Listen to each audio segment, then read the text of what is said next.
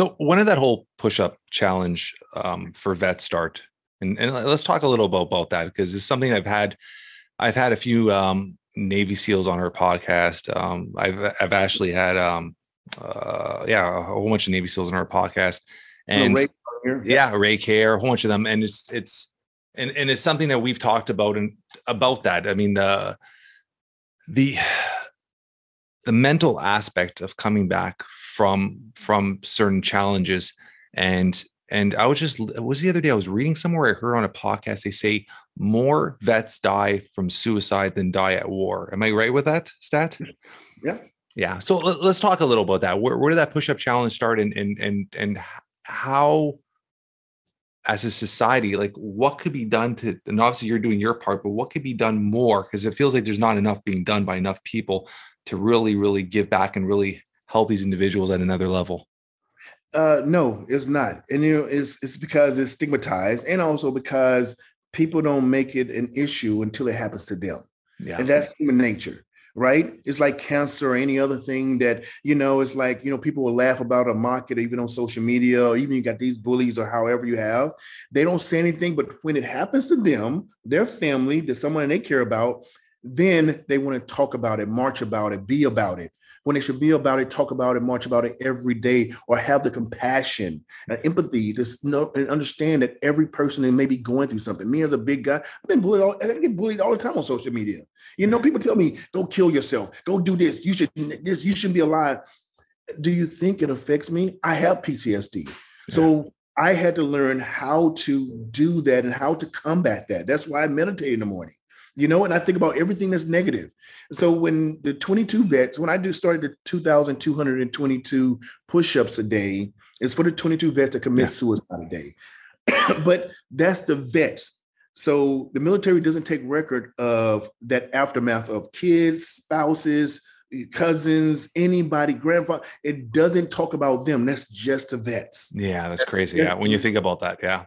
Yeah, we think about that in perspective, right? Yeah. So if you think about somebody who's trained for trauma and war and all these different aspects of it, now think about their family members, their wives, their husbands, their kids who are not trained. They're just normal people who don't know what's going on, that doesn't know how to cope, with these triggers, alcoholism and all things. I was in an inpatient for 6 months. I was another inpatient for another 5-6 months. And I was an outpatient for a whole entire year. And it was terrible for me.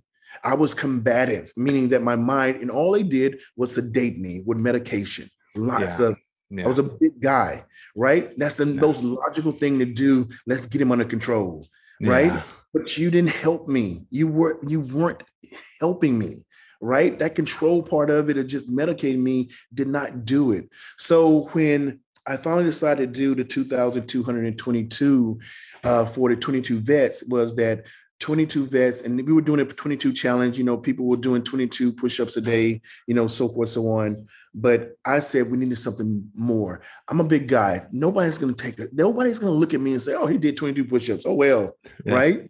So when I did start doing 2,222 push-ups, people didn't say, oh my God, that's a lot. They were saying, why such an odd number? Why such an odd number? Why two? What's the two about? Yeah. Right? That's what people ask. Why two? Yeah. And that was my way in, right? That was my way. Open conversation. Open conversation. And people would say, I did not know that. Oh my God, I had no idea.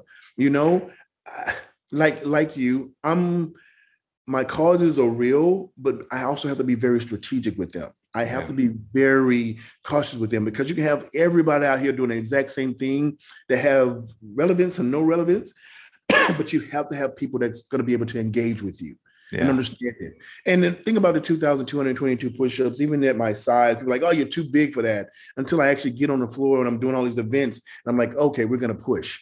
And then they're like, okay, I get it, Chef.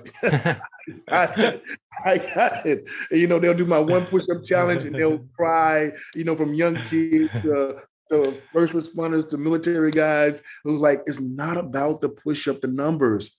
And I say, you're doing one for the struggle, and I make them struggle. And I said, it's all about the struggle. You can do the push-ups for, because you have an end goal. Now think about this one push-up that you can't do, that you're struggling with, and now you're frustrated. And they do get frustrated. Like, I can't believe I didn't do this one push-up. I say to them, now think about every person that's going through something. I've lost guys from suicide. One of the guys, so in my book, I tell about, a story about suicide and how it was his death was unnecessary.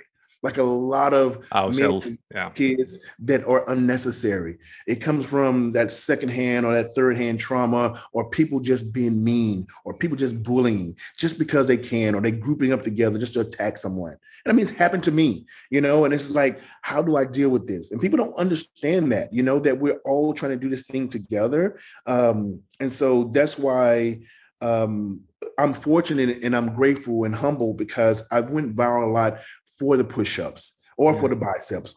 But the end of the result was about the mission behind it. The statement, the mindset behind it, why I'm doing it. And so I love that. And I'm appreciative of every person, every platform that's pushed that out.